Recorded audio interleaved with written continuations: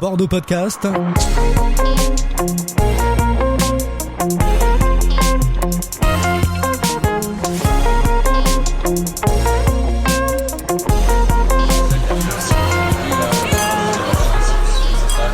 Les Apicurieuses reçoivent Pascal Jarty, une émission animée par Sandrine Lajusse. Nouveau rendez-vous pour bordeauxpodcast.com et nouvelle équipe pour cette plateforme de podcast consacrée à Bordeaux, un Bordeaux comme vous ne l'avez jamais entendu ni écouté.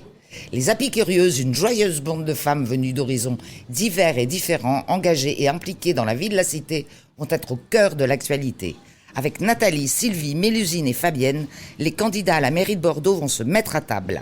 Une série de podcasts consacrés à ces élections municipales qui auront lieu les 15 et 22 mars prochains, où vous allez découvrir ces candidats d'une manière plus personnelle et festive, puisque nous sommes installés à la Réserve, lieu désormais incontournable des soirées bordelaises, accueillis et coucounés par Fred, son irrésistible patron, et toute sa formidable équipe.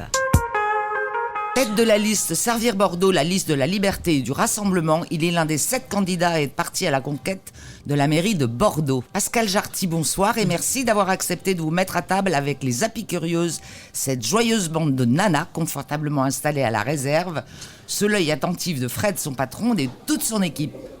Sandrine Lajusse, merci beaucoup. C'est avec plaisir que je suis avec vous, que je suis entouré de sourires tout à fait agréables et que je vais répondre à toutes vos questions pour me livrer au jeu qui sied à ce type d'événement. Ah ben c'était ce qui était prévu, hein. C'est ce qu'on m'avait dit par téléphone, mais je découvre.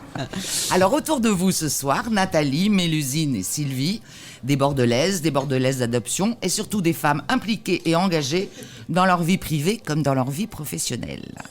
Pascal Jarty, est-ce que vous aimez vous mettre à table au sens propre comme au sens figuré ? Généralement, j'aime bien me mettre à table parce que c'est un moment de convivialité, un moment où on peut partager.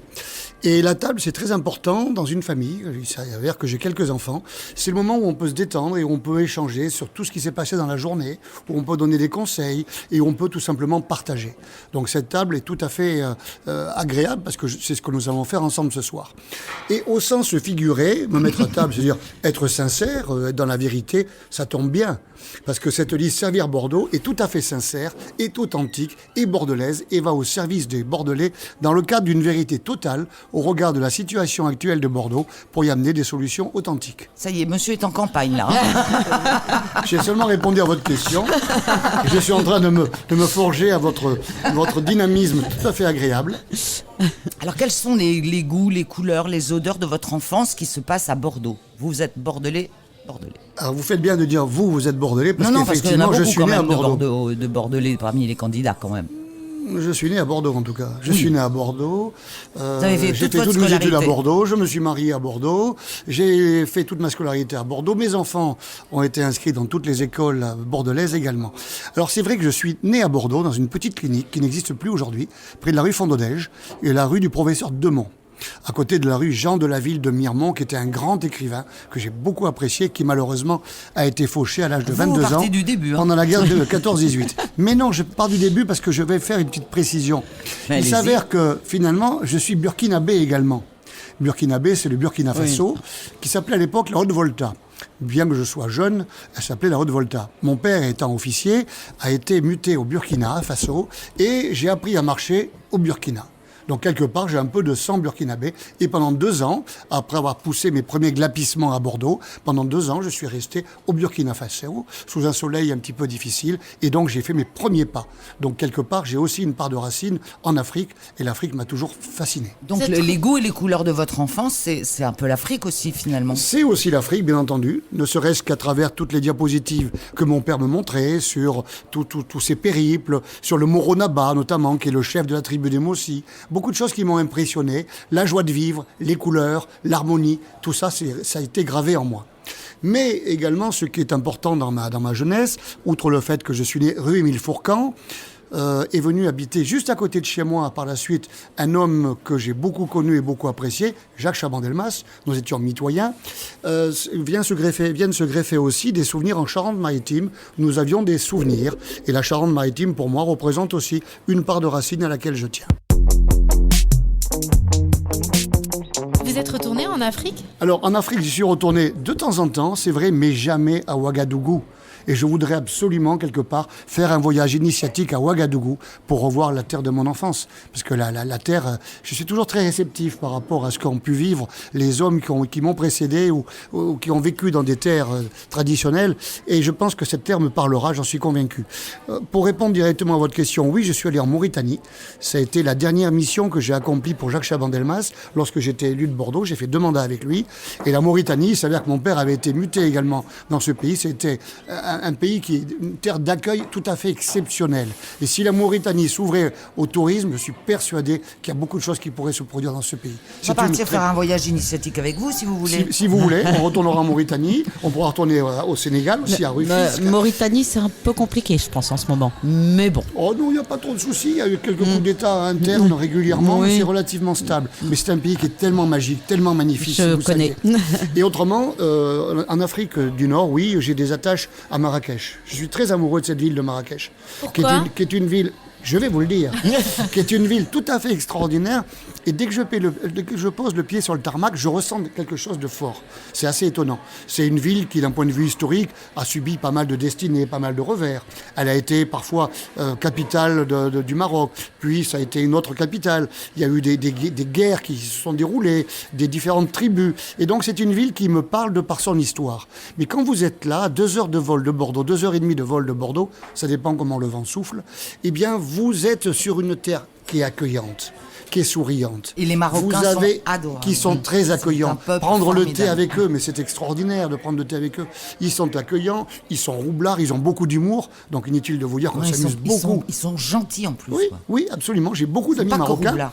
Et figurez-vous que lorsque j'aime tellement Marrakech que j'ai écrit un livre sur Marrakech qui s'appelle Marrakech, mots et couleurs. J'en ai assez qu'on dise que Mais vous l'avez Marrakech... fait aussi pour Bordeaux. Tout à fait. Tout à fait. Alors, je rectifie, c'est Bordeaux, mots et couleurs. Et Marrakech, c'est Marrakech, la ville des 5 sens. Parce qu'on met toujours Marrakech sous cloche. On dit c'est la perle du désert, Marrakech. On dit aussi Non, que c'est la banlieue de Paris, quelquefois. ça peut être celle de Bordeaux.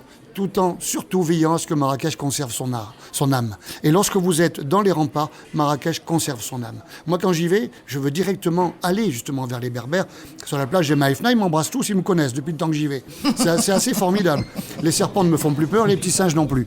Donc c'est une ville tout à fait agréable. Et puis c'est une ville où il y a un artisanat qui est très développé. Et la table est bonne aussi. L'artisanat, je vais y venir. Dans la mesure où je parle de la ville des 5 sens, tous les sens sont en éveil à Marrakech.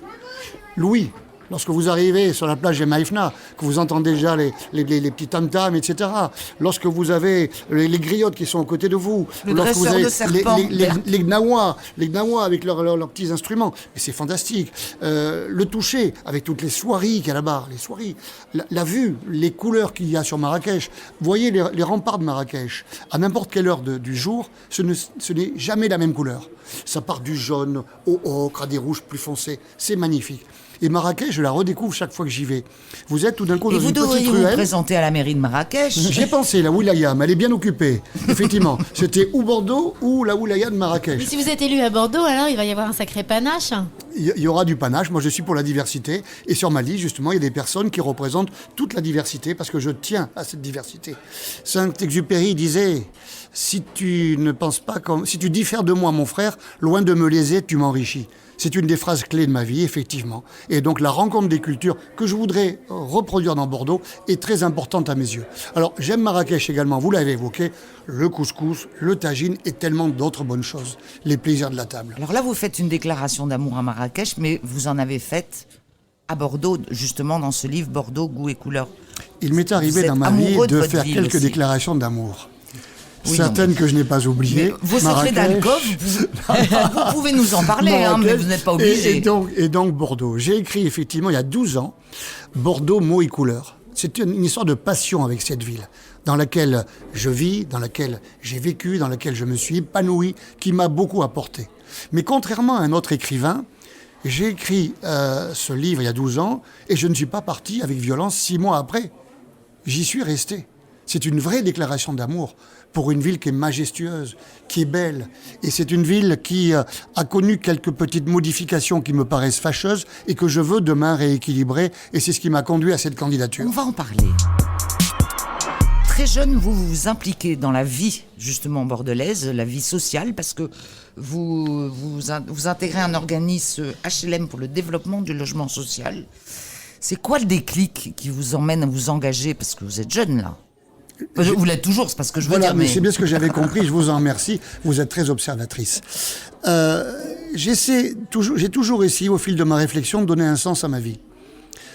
On n'est pas là seulement pour profiter des plaisirs. En ce moment, je prends beaucoup de plaisir à vous parler. D'ailleurs, on a en tout cas, même je veux pas dire, à votre santé, parce que on n'a même pas eu le temps. Trinquer, effectivement. Merci beaucoup pour ce verre de vin, bien entendu. Ce n'est pas du thé à la menthe qui sied à nos amis marocains, mais en tout cas, c'est avec plaisir que je vais trinquer avec vous. Chère Sandrine, vous êtes bien loin de moi, mais comme j'ai pas encore le bras très long, je vais quand même me lever. On ne sait jamais si ça arrive. Hein. Il n'y a pas de si ça arrive, ça va arriver. Parce que vous parlez de votre engagement, parce que le déclic arrive, et puis vous faites 2 mandats auprès de l'élu local, auprès de Jacques Chabanel-Mas. Essayer d'être utile aux autres, c'est donc essayer d'être un instrument d'utilité collective pour vraiment permettre de contribuer à modifier quelque peu la société dans laquelle nous vivons.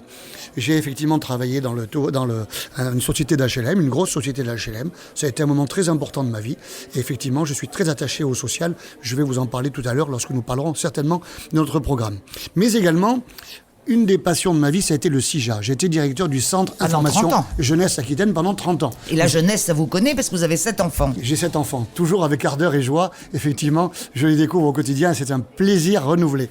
Donc le CIJA, j'ai essayé au niveau du CIJA d'apporter aide, conseil et accompagnement à tous les jeunes qui venaient, quels qu'ils soient, d'où qu'ils viennent. Voilà, c'est quoi exactement le CIJA? C'est le Centre Information Jeunesse Aquitaine, qui n'existe plus en tant que tel, puisqu'avec la fusion des régions, maintenant il s'appelle le CRIJ Nouvelle-Aquitaine, ayant fusionné avec Poitiers et avec Limoges. Là, j'avais un positionnement très particulier et privilégié quelque part. Nous étions un peu un observateur des préoccupations, des problématiques qui peuvent se poser sur Bordeaux et sur la région. Et ces préoccupations, j'ai beaucoup réfléchi pour essayer d'apporter des outils et des réponses. Et on découvre aujourd'hui, par exemple, le problème du logement pour les étudiants.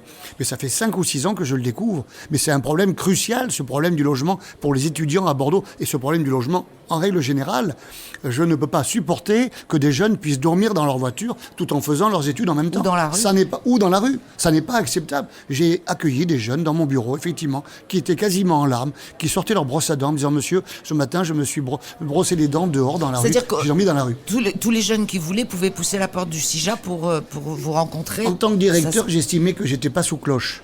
J'estimais que je devais être au plus près des préoccupations. Et ceux qui voulaient me rencontrer, je n'ai jamais refusé. Et ceux qui voulaient pas forcément me rencontrer parce qu'ils avaient des problèmes et parfois manifestaient un côté un peu vindicatif, je leur disais de venir dans mon bureau pour qu'on en parle. Et ces personnes-là parlaient, j'arrivais à mieux percevoir les conditions et les difficultés que pouvaient rencontrer les jeunes dans différents domaines, au niveau de la prévention et de la santé, au niveau de l'emploi, au niveau du logement, au niveau de la mobilité et tout simplement aussi des problèmes personnels par rapport à des ruptures familiales. J'ai toujours été attentif à cela et j'ai essayé de développer de nombreux outils pour y répondre. C'était quoi ces outils ? Des outils, ça a été des plaquettes, ça a été l'organisation de grosses manifestations thématiques, ça a été également création de documents de fond, ça a été les interventions avec des collaboratrices spécialisées sur différents thèmes. Il n'y a aucun thème que nous n'avons occulté.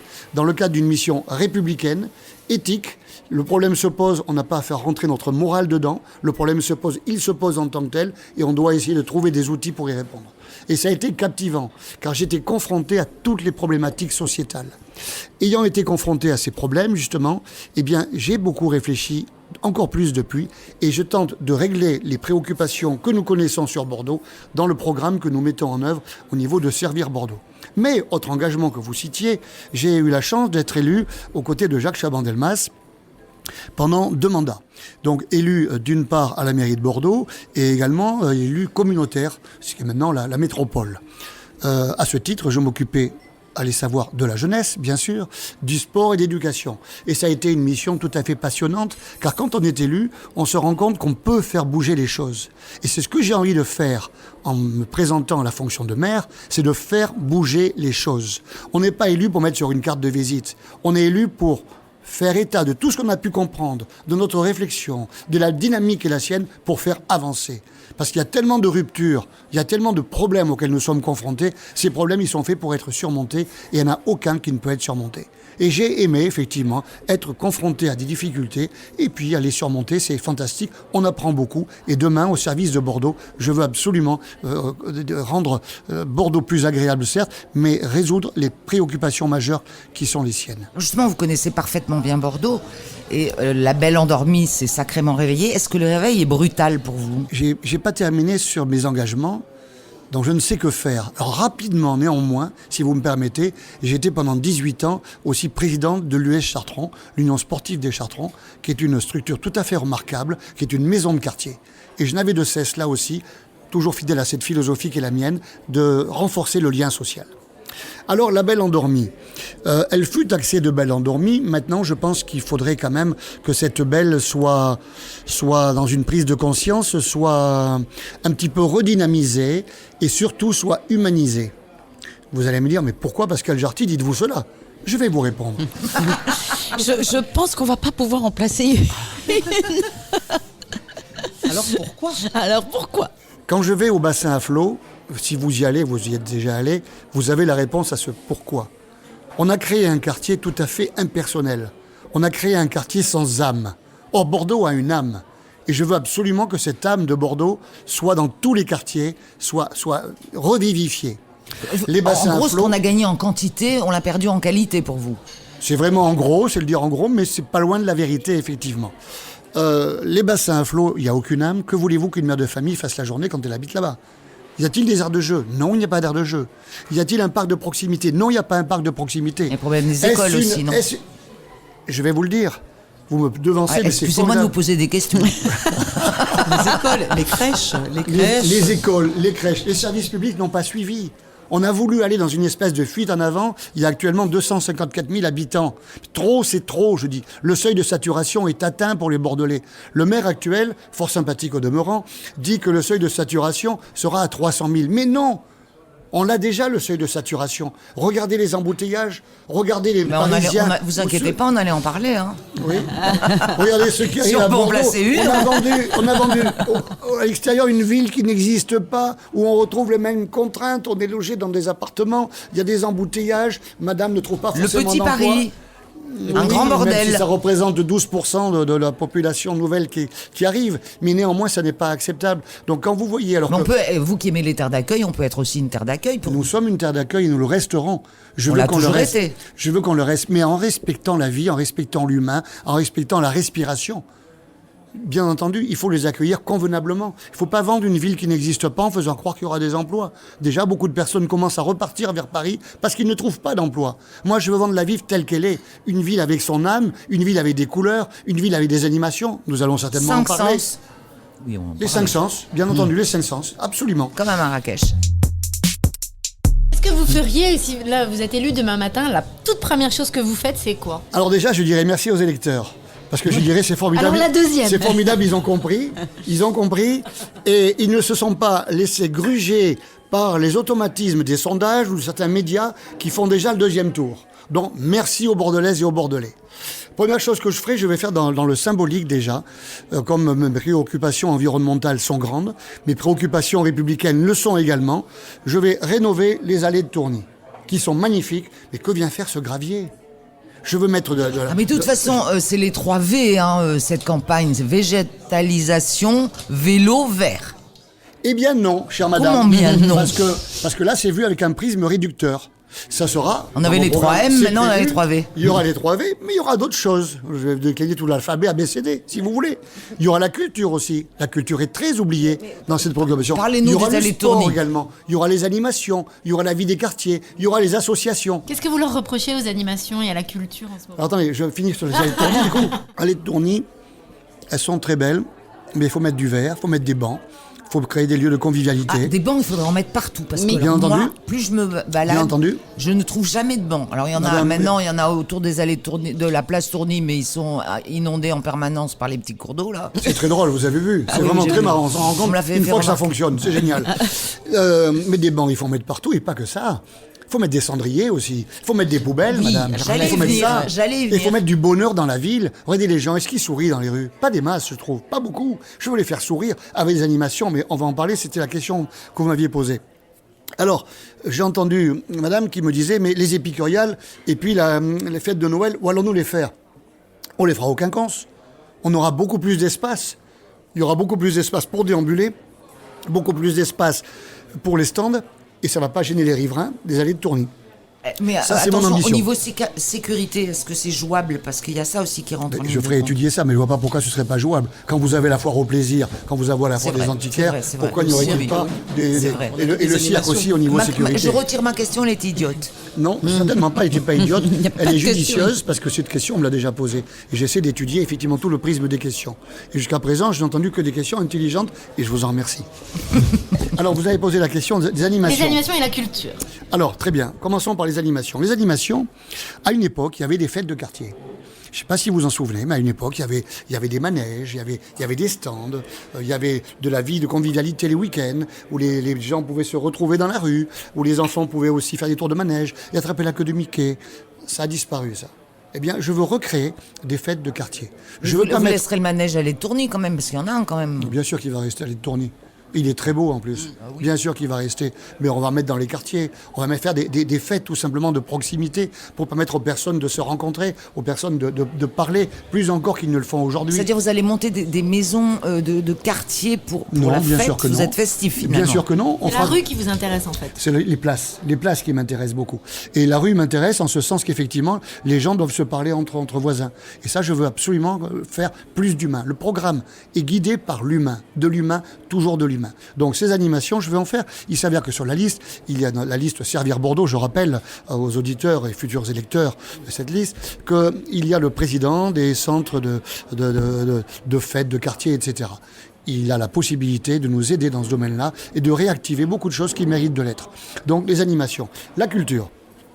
La culture à Bordeaux, elle est relativement confidentielle. Que fait la municipalité en termes de vie culturelle à Bordeaux? Alors, bien entendu, il y a beaucoup d'initiatives privées et c'est remarquable. Il y a beaucoup de choses qui se font, mais de façon privée. La mairie doit impulser, doit être le chef d'orchestre de beaucoup de choses. Voilà, vous parlez de chef d'orchestre. Oui. Que le maire est un chef d'orchestre des initiatives Oui. de ses administrés. Dans différents domaines. Dans différents domaines. Je voudrais que Bordeaux renoue avec un rayonnement culturel qu'elle n'a plus. Dites-moi la dernière grande exposition qu'il y a pu y avoir sur Bordeaux. Vous avez peut-être remonté à certaines années à Miro, à Kandinsky, que nous avons eu à Bordeaux. Vous allez peut-être remonter au CAPC aussi, à celui qui avait détruit sa maison, dont j'ai oublié le nom provisoirement, excusez-moi, qui est tout à fait remarquable. Il faut faire de grandes expositions à Bordeaux. Et pas forcément qu'elles coûtent de l'argent, parce que mon souci, ça sera de veiller au denier des particuliers, de veiller au denier des contribuables. Nous trouverons des sponsors. Une ville comme Bordeaux, avec une nouvelle ambition culturelle, doit trouver des sponsors.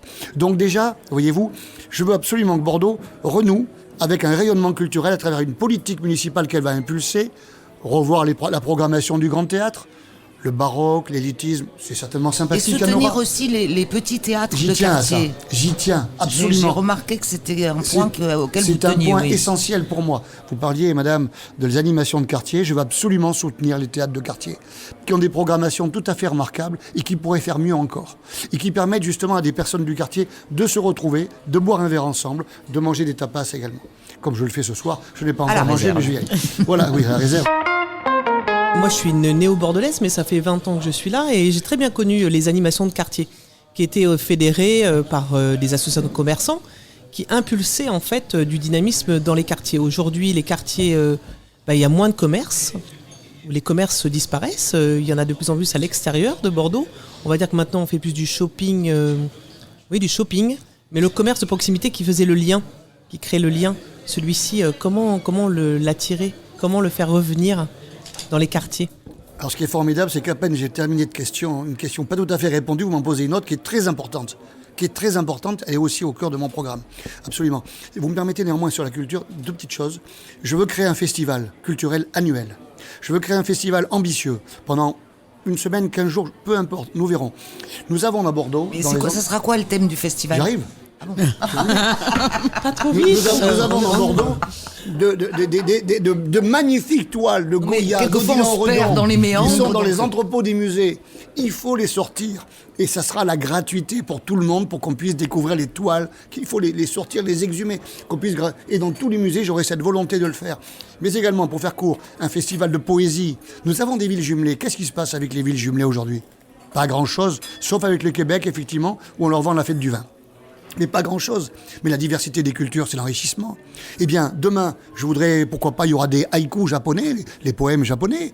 Pourquoi pas, il y aura un griot. Le griot, c'est le conteur en Afrique qui, sous un arbre à pas l'arbre, pourra raconter des histoires. Je voudrais absolument faire vivre un festival de poésie. Mais c'est pas terminé. Un festival aussi des arts culinaires. Nous avons, alors, non pas que je sois un fan des sushis, mais il peut y avoir, nous sommes jumelés avec Fukuoka, des sushis. Ah, du couscous. Bien entendu, au hasard, du couscous, etc. Un festival, mais ouvert à tout le monde, ouvert à tous. Donc ça, cette ambition de faire un grand festival avec les villes jumelées et que chacun puisse en bénéficier. Mais deuxièmement, je veux voir la programmation du Grand Théâtre pour que ce soit vraiment une programmation pour tous. Et je dis souvent aussi, un de mes rêves, ça serait de faire jouer Carmen, gratuit pour tout le monde, sur la place des Quinconces. Quand j'ai des rêves, parfois, il serait... Il y a eu déjà des il y a eu des concerts. spectacles, Il y a eu des concerts, bien place des sûr, bien Quinconces. sûr. Et ce que je voudrais, c'est, tout jeune, les faire adhérer à la culture déjà. S'ils peuvent sentir la différence, le talent, la créativité, eh bien, je pense que ça peut forger des belles âmes. Comment faire? Des partenariats avec les écoles, déjà, pour inciter les écoles à venir visiter les expositions que nous créerons et que nous mettrons en avant. Deuxièmement, la gratuité des musées pour les seniors, gratuité le mercredi, tous les mercredis, avec les petits-enfants. Oui, vous voulez Pour que- créer, excusez-moi de vous interrompre, hein. Vous voulez créer un pôle intergénérationnel. Oui, alors mais il faut quand même que je réponde René aussi. Julien. Bah oui, mais si vous allez trop vite... En fait, voulez-vous attendre servir ma de la question. culture pour aussi soutenir l'éducation, Oui, l'accueil, absolument. la mixité. Oui. En fait, votre pivot, l'axe de ce lien, finalement, c'est une diversité culturelle, vivante et accessible. Merci Pascal Jarty Ben, je d'avoir vous en bien prie, précisé merci. cette question. Vous avez été parfaite. Mais il y a Tout pas à de fait, problème, tout à voilà. fait. Mais l'homme est capable de tellement de belles choses, et tellement de vilainie également, mais tellement de belles choses qu'il faut l'exalter, tout ça. Mais je pense que Mélusine a raison quand elle vous dit ce programme a besoin de partenariats Mais oui, oui. concrets, réels et quotidiens, accessibles, qui ont disparu. Alors, les partenariats, j'en ai parlé un petit peu tout à l'heure, mais je vais répondre à votre question sur les commerces. Il est évident qu'on fera appel à de nombreux sponsors, à des partenaires, pour pouvoir faire quelque chose de Il y a, fort. il y a- Mais il y a ce que- des associations qui se montent Alors, en- ce que en nous ce allons moment, faire là, aussi, je veux m'appuyer commerçants. beaucoup sur la vie associative de Bordeaux. Je suis issu du monde associatif, le CIJA, l'US Chartrand. Je connais les richesses du monde associatif en termes de transmission, en termes de compétences, en termes de bénévolat, en termes d'abnégation. Et ça, je ne veux pas le laisser végéter. Et c'est pour ça que, entre autres au niveau culturel, je vais favoriser l'éclosion de tous ces potentiels qui sont trop endormis. Et pourquoi pas faire du flamenco devant le Grand Théâtre un après-midi, que les cours ne se passent pas à l'intérieur mais à l'extérieur. Et pourquoi pas le vendredi soir et le samedi sur quelques endroits ciblés pouvoir jouer de la musique. Je veux que cette vie vive, qu'elle puisse respirer de tous les pores de son être. Et avec les associations, nous allons faire un grand travail. Là, j'évoque le côté culturel, mais vous m'avez parlé du pôle intergénérationnel. Bah oui, moi, ce que au je niveau, trouve ça au niveau très intéressant, social, moi. Alors, au niveau sportif. Ça serait dans quoi ce tous les pôle domaines. intergénérationnel? Alors, je vais y venir, mais madame a apporté une question sur les commerces. Sur les commerces. Mais oui, mais vous me posez les commerces. Donc, les commerces, je veux effectivement les soutenir, parce qu'ils ont beaucoup souffert ces temps-ci, les commerces. C'est pour ça que je prône la gratuité des transports en commun. Et la gratuité des transports en commun, ça, pour le coup, c'est écologique à 100%. C'est complètement écologique. Le candidat... Ça n'a rien à voir avec les commerces, si, pour l'instant. Si, vous allez voir. Ah bon. Si. Vous allez voir. Au niveau social, au niveau de la rupture de l'isolement et au niveau commercial et économique, il est évident que ça va permettre de fluidifier les allées et venues dans les commerces. Et les gens ne vont plus forcément faire du shopping, ils vont venir plus longtemps. Mais également pour le commerce, il y aura la possibilité le samedi d'avoir 2 heures de gratuité sur les stationnements de surface. Il y aura également la semaine une demi-heure de gratuité. Je veux favoriser le commerce qui a beaucoup souffert. Et je dis, mais attention, on va créer des surfaces commerciales à Euratlantique, avec cette fameuse rue bordelaise. Mais je crains le pire. Et on sera 300 000 habitants. Mais je crains le pire. Et les crèches, et les écoles, où elles sont. Donc je veux protéger les commerçants bordelais, effectivement, et je ferai tout ce qu'il faut. Et ça, voyez-vous, je pense que vous l'avez perçu, ça va dans le sens du commerce. Votre question, madame, très Vous en importante. souvenez? Bien entendu. Bien entendu, vous savez, je suis un héritier de Montaigne. Une tête bien pleine, mais une tête bien faite. Votre question portait sur un secteur essentiel de mon programme, le pôle intergénérationnel. Essentiel parce que je veux permettre à des personnes qui ne se parlent pas forcément de se parler. Je veux permettre de faire se côtoyer différentes générations. Des seniors qui parfois peuvent penser ne plus être utiles dans la société. Et seuls surtout. Et seuls, bien entendu. Rompre l'isolement. L'humain, toujours l'humain. Servir Bordeaux, c'est l'humain. Et les jeunes qui se posent des questions sur leur avenir. Qu'est-ce qui va se passer dans ce pôle intergénérationnel qui est vraiment un des axes de ma politique de demain, que je mènerai demain puisque nous serons élus? C'est la transmission des compétences, la transmission des savoirs, la transmission de l'histoire, avec des tables rondes, avec des soutiens pour faire un curriculum vitae, avec des soutiens pour des entretiens d'embauche. Plein de choses dans ce genre, avec des soutiens également, ou des tables rondes autour de différents métiers. Il y a ça. Mais le plus important... la transmission aussi. La transmission, bien sûr. La transmission de savoir, la transmission de bonheur, la transmission de bien vivre par rapport à des jeunes qui sont parfois un peu désabusés, et la transmission de valeurs. C'est le relais de l'emploi aussi. Moi, C'est le relais de l'emploi. Vous parlez des seniors ça va être, et des jeunes. Mais oui, mais les seniors vont transmettre aux jeunes. Aux jeunes. Ils vont transmettre ça aux jeunes. Et alors, sachez qu'à Bordeaux, merci de me relancer sur cette question, il y a un foyer sur 2 occupé par une seule personne. C'est vous montrer qu'il peut y avoir des gisements de logements, de lits Ce dont pour les vous jeunes. parliez, le problème des Bien sûr, du logement des étudiants. jeunes, qui est un problème crucial. Et je ne peux pas me résoudre à ne rien faire. Avec J'ai des même loyers quelques trop chers, en autres, plus. bien entendu. À Bordeaux, l'augmentation de 11% des loyers. Mais c'est une hérésie. Comment a-t-on pu laisser faire ça? 11% d'augmentation des loyers, vous vous rendez compte? Avec la baisse des APL, avec l'augmentation du ticket de tram, etc. Mais c'est pas possible. Arrêtons. Moi, j'écoute sur les quartiers. Ce programme, il est le fruit d'une longue réflexion, d'une longue maturation. Je suis né à Bordeaux, j'ai vécu à Bordeaux et j'y vis encore et je connais bien les préoccupations des jeunes et je veux tenter d'y répondre. Un foyer sur 2, une seule personne. Ça veut dire que le senior est souvent rétif à accepter chez lui un jeune. Qu'est-ce qu'il va faire, le jeune? Attention. Si la mairie est là pour rassurer le jeune, le senior, pour le rassurer, pour lui permettre... Et le jeune aussi, on ne d'aller- sait jamais. Hein. Bien entendu. Au moins, la mairie sera là pour garantir ce contact.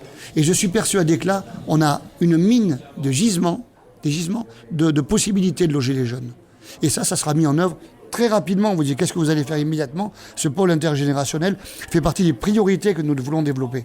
Car je suis persuadé qu'il peut être d'une grande utilité humaine. On parlait justement des seniors, on parle des jeunes donc, qui sont donc à la fois scolarisés et qui vont avoir un emploi. Et ces seniors dont on se débarrasse, permettez-moi l'expression, parce que c'est vrai que souvent les entreprises, passé un certain âge, il est plus aussi investi, aussi rentable. Alors peut-être de créer aussi ce nouveau lien, dans ce passage de main, le relais, le jeune arrive, le senior qui est en fin de carrière, on va dire, il est là pour lui transmettre et lui donner en fait aussi les bons réflexes. Parce que c'est aussi ça, la difficulté dans le monde de l'entreprise, dans l'emploi, de ne pas se planter. Quand on démarre, quand on est jeune, on a une angoisse profonde de se faire... que ça passe pas. Et qu'on passe de l'autre côté, qu'on nous dise, non, tu prends tes affaires et... Donc c'est ce relais-là aussi. Qu'est-ce que vous pourriez impulser? Vous parlez de ce transgénérationnel qui est très important parce qu'en fait c'est le lien entre tous qui disparaît et qui a disparu. Vous qui êtes un homme qui avait été au plus près des préoccupations des jeunes, là maintenant, qu'est-ce que vous pourriez faire justement pour que ce lien soit vraiment créé? Eh bien, je veux absolument que ce lien se crée. Il est très distendu ou inexistant actuellement. Vous savez que beaucoup de personnes, vous l'avez évoqué, lorsqu'elles partent à la retraite ou en pré-retraite et qu'elles sont gentiment remerciées, deviennent par la suite neurasthéniques avec des problèmes de santé, voire parfois beaucoup plus graves. Et ont l'impression de ne plus être utiles à la société. Mais quel drame de ne plus être utile à la société. Mais vous vous rendez compte ce que ça peut être pour quelqu'un? Ne plus être utile à la société. Se dire je ne sers plus à rien, je ne suis plus rien. Eh bien non. Chaque individu, chaque être humain sert à quelque chose. Et je veux absolument, en créant ce pôle intergénérationnel, permettre à des seniors, je ferai un appel bien entendu aux seniors, pour venir nombreux Justement, pour pouvoir apporter tout ce que vous venez de dire. Vous avez un emploi dans tel domaine, je vais vous donner quelques conseils. Voilà les pièges à éviter, voilà comment faire, etc. La transmission, ça se fait dans les sociétés traditionnelles, ça se fait pas tellement actuellement en France, et c'est dommage. Ça se faisait autrefois parce qu'on vivait souvent avec ses grands-parents. Absolument. Et bien sûr. Maintenant, il y a un éclatement de la cellule familiale qui fait que... Et puis, la génération, souvent les jeunes pensent qu'ils savent tout aussi. Ce qui est parfois vrai, mais ce qui est souvent faux. J'ai 7 enfants, vous savez, pour leur faire comprendre qu'ils ont tort. Parfois, c'est pas facile. Mais il m'arrive aussi d'avoir tort. Je le reconnais humblement. Eh bien, voilà. Ils sont richesse. Ils sont source de passer de relais. Vous devez soutenir les projets du genre de celui d'Alexandre Jardin qui s'appelle Lire et faire lire et qui propose souvent aux seniors de faire la lecture d'histoire dans les écoles maternelles. C'est-à-dire de donner finalement une autre activité à des gens qui n'en ont plus en servant des nécessités dans les crèches, dans les maternelles, dans les écoles. Ça doit vous plaire. Alors je ne connaissais pas tout à fait le projet d'Alexandre Jardin, que je connais par ailleurs. Il est très sympathique, c'était un garçon qui a toujours plein de bonnes idées. Ça m'étonne pas que vous entendiez bien avec lui. Pour moi, un des maîtres mots de ma vie, c'est la transmission. Oui, je comprends. C'est le plus important. Si j'ai 7 enfants, c'est pas du tout par rapport à des considérations religieuses, une espèce d'envie effrénée, de vouloir exister à travers eux. Le professeur Robert Debré disait, c'est très beau, Robert Debré, le fondateur de la pédiatrie moderne, disait « Nos enfants, c'est notre éternité ». C'est une très belle phrase. Non, la transmission, pour moi, c'est un maître mot. Tout ce que l'on sait, ça ne doit pas se perdre. Et lorsqu'on part effectivement dans une pré-retraite ou un départ obligé, on doit absolument continuer à le transmettre. Moi, j'ai eu l'occasion de le tester au niveau du centre d'information jeunesse, au CIJA, là où j'étais. Il y a des personnes qui peuvent être de grande utilité pour les jeunes. Et bien ça, je veux créer une véritable dynamique autour de ça, autour de la transmission, et que chacun puisse y aller en conscience. Il y a aussi les exclus auxquels vous pensez. Vous pensez à un centre d'accueil d'urgence ouvert 24 heures sur 24, parce que malheureusement, il y a de plus en plus de gens dans la rue. Alors, quand à Bordeaux et ailleurs. Quand je vois des personnes, effectivement, des sans domicile fixe, je peux vous assurer que ça me retourne complètement le cœur. Effectivement, je suis un homme républicain et je ne supporte pas la souffrance de l'autre. Et quand je vois ça, c'est terrible. Déjà, vous savez, à Bordeaux, il n'y a pas de douche publique. Il n'y a pas de douche publique. Mais c'est une aberration. Et la dignité de l'individu, où est-ce qu'elle est ? Je veux recréer des douches publiques dans Bordeaux. Et je sais même où on va les mettre. Il faut donner la dignité à chaque individu. Comment voulez-vous qu'il se présente à un emploi qui sorte de sa condition s'il n'y a pas de douche publique ? Comment voulez-vous qu'il n'empeste pas lorsqu'il est dans les trams et qu'il soit rejeté ? Mais c'est terrible ça. C'est la négation de l'homme et je veux m'attaquer à cela. Et alors vous évoquez cette structure d'accueil 24 heures sur 24, qui elle aussi est très importante, elle est essentielle. Elle sera dans le centre-ville de Bordeaux. C'est une structure qui aura vocation à accueillir les personnes en très très grande difficulté, les personnes en déshérence totale. Je pense à une femme qui a été violentée par exemple, et qui se retrouve tout d'un coup sans endroit où aller, qui est complètement perdue. Je pense à un jeune qui a perdu ses racines, qui a eu une dispute familiale, qui ne sait pas où aller. Et je pense pas forcément à d'autres personnes, mais je veux que chaque personne isolée puisse trouver un accueil. La nuit, il y aura un accueil, effectivement. Et la journée, il y aura un accueil médicalisé. Il y aura des conseils juridiques. Et je veux, dans cette structure d'accueil 24 heures sur 24, 7 jours sur 7, que les personnes en difficulté extrême sachent qu'il y a une petite lumière qui brille dans Bordeaux pour eux. Et qu'il y aura également une cuisine, il y aura également une laverie. Et il n'est pas question bien sûr de couchage, mais il y aura des endroits où on pourra se reposer. Je veux que ce centre d'accueil soit vraiment perçu par tous ceux qui ont des problèmes comme un sas d'urgence avant que le problème ne soit traité par les autorités administratives compétentes. En 2 mots, ce mot de fraternité est un très beau mot. Je veux que Bordeaux change son image. Bordeaux passe actuellement pour la ville de la spéculation, de l'enrichissement facile. Je veux que Bordeaux soit la ville de la solidarité et de la fraternité. Et avec tout ce que nous allons faire, je pense que l'on peut y arriver. Je veux absolument que cette image se transforme, que Bordeaux retrouve l'âme qu'elle doit avoir, qu'elle n'aurait jamais dû cesser d'avoir. Et avec toutes les mesures que nous allons développer, je pourrais vous parler aussi de l'Ubuntu. Vous allez me dire, mais qu'est-ce que c'est que l'Ubuntu ? Eh bien, qu'est-ce que c'est que l'Ubuntu ? C'est unanimisme autour de cette question, est merveilleux. Merci beaucoup, comme quoi la c'est votre enthousiasme qui est contagieux. Ah ben si je suis enthousiaste sur l'Ubuntu, je ne vais pas en finir très rapidement. L'Ubuntu, cher à Nelson Mandela, vous voyez, je me permets d'avoir cette référence, qui est une référence extraordinaire. Un homme qui a passé des années dans des geôles et qui va serrer la main de ceux qui l'ont condamné. Je trouve ça tout à fait admirable. L'Ubuntu, c'est tu existes parce que j'existe et nous existons parce que les autres existent. C'est l'entraide entre eux, l'interdépendance des êtres entre eux.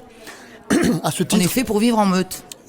en meute, non, c'est pas un joli mot. Ah, c'est si. Ça peut vivre être ensemble. parfois agréable. Vivre ensemble. Pour vivre ensemble et le bien vivre ensemble. C'est pour ça que je veux découper l'année en 12 mois. C'est facile, c'est déjà fait. Mais en 12 mois thématiques. Et il y aura donc, par exemple, au mois de janvier, pourquoi pas, le mois des violences conjugales. Il y aura le mois des addictions. Il y aura le mois de la sécurité routière. Il y aura le mois de l'emploi. Et c'est là que la mairie doit être le chef d'orchestre. Pourquoi on n'y a pas pensé plus tôt ? La mairie doit être le chef d'orchestre pour fédérer et valoriser les associations qui sont, et le mois aussi de l'écologie, bien entendu, les associations dans tous ces domaines, pour focaliser pendant un mois sur une thématique très précise. Comment ça va se passer ? Eh bien, il y aura des informations, des sensibilisations dans les rues. Il y aura des événements qui seront créés dans les rues. Il y aura des conférences. Et il y aura l'appel à tous ceux dont on vient de parler tout à l'heure, qui ont l'impression de ne plus servir à rien, pour être utiles, pour diffuser ces messages. Des messages tout simplement de solidarité et de vivre ensemble. Alors, il y a 7 candidats, pour l'instant, pour la mairie de Bordeaux. 7 hommes. Est-ce que Bordeaux est une ville de machos en politique ? Mais vous avez pensé à quelque chose pour les femmes, d'ailleurs. La place. Vous l'avez remarqué, oui, bien sûr. Effectivement, je suis fier de ma condition masculine et la nature étant ainsi faite, je resterai dans cette dynamique tout à fait porteuse. Mais je veux aussi, il y a une place des grands hommes qui existe à Bordeaux. Et pas n'importe quel grand homme. Pas n'importe lesquels, oui. Ah non, Montaigne, Voltaire. Diderot, Jean-Jacques Rousseau, des humanistes.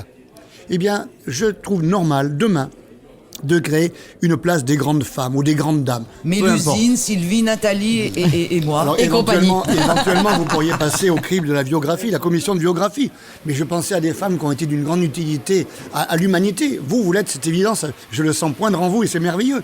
Mais je pense à Marie Curie. Ça, pas à moi de décider. Ça sera une commission spécialisée. Moi, j'impulse. Mon rôle de maire, ce sera Simone chef Veil. d'orchestre. Et Simone Veil aura déjà un pont. Mais pourquoi pas ?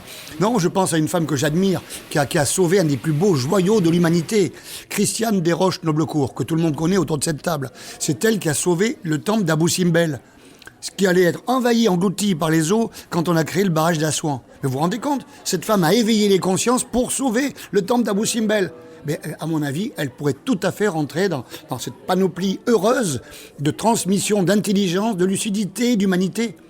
Alors, pour la petite histoire très amusante, les Égyptiens avaient créé le temple d'Abou Simbel à l'époque de Ramsès II, chacun le sait ici, et en s'arrangeant bien entendu que Ramsès soit un peu plus petit que le dieu Ra, mais néanmoins avec sa tiare, il était plus grand. Vous voyez que c'était un homme qui avait quelques ambitions.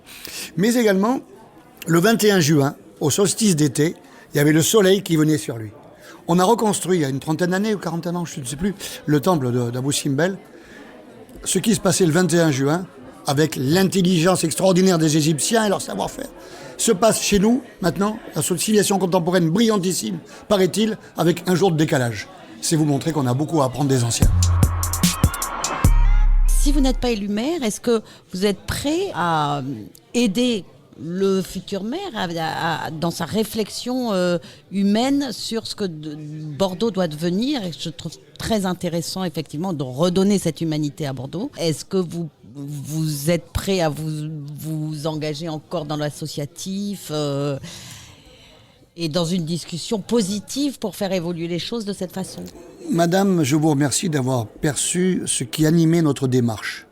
Notre démarche, elle est d'être utile aux autres. Elle est de donner de l'humanité dans une ville qui se pose des questionnements et qui en a un petit peu perdu. Il est évident que si demain on me demandait d'être utile, au nom de tout ce que j'ai dit, je répondrais bien sûr présent. Nous avons beaucoup de choses à faire et si je peux continuer à aider mes concitoyens bordelais, eh bien je le ferai avec plaisir. Merci beaucoup. Merci Merci à chef vous. d'orchestre, le concert Merci est terminé. Merci. Eh bien, Et écoutez, merci d'avoir été. ça sera la symphonie notre du Nouveau table. Monde, je pense. Merci pour votre enthousiasme. Merci à vous. Merci bien. Mais merci pour vos questions, votre bonne humeur, et je vais pouvoir boire tranquillement et manger du Serrano. Tranquillement. Merci à vous.